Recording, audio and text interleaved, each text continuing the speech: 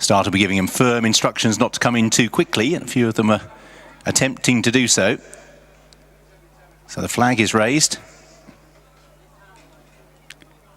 And it's a false start, and that's going to prove difficult for one of the riders to stop. I think it's Angelic.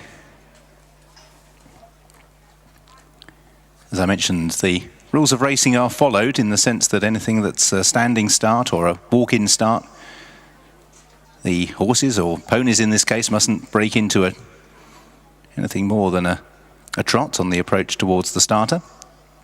Maesteg Ruth also had just turned the other way when the starter went low, and Maesteg Ruth is very much on his toes. Elliott England did well to hang on to the reins there, as Maesteg Ruth probably knowing exactly what was going to happen.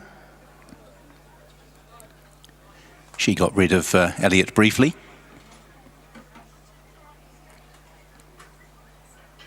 So Angelic is just about to go and rejoin the others. Maesteg Ruth continues just to be a little bit of a handful.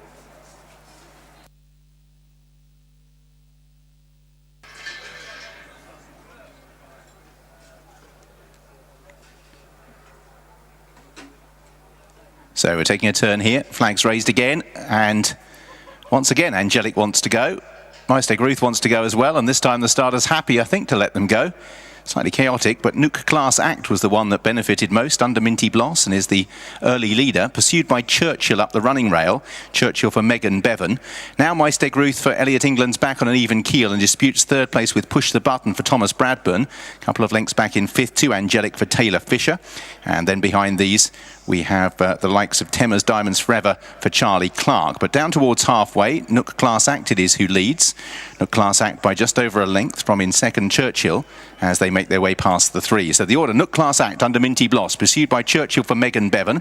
Trying to get a bit closer is Push the Button for Thomas Bradburn, beginning to close in on the front two. Maesteg Ruth is fourth for Elliott England, just ahead of Angelic for Taylor Fisher. Sixth for Helsington Vanetta and Jamie Spencer. And the back markers Charlie Clark aboard Temmers Diamond Forever. So now making their way with about a furlong and a half to go. Nook Class Act out in front, gradually closing is Push the Button in the hooped colours towards the outside for Thomas Bradburn, who's now beginning to deliver a challenge as they race down towards the final furlong. Nook Class Act in the pink colours for Minty Bloss, but Push the Button for Thomas Bradburn has moved through stylishly to lead. Elliott England's moved into third on Maesteg Ruth, but a very competent performance here by Push the Button, and Thomas Bradburn timed it nicely and comes away to win by two. Nook Class Act was second for Minty Bloss. Maesteg Ruth for Elliott England was third.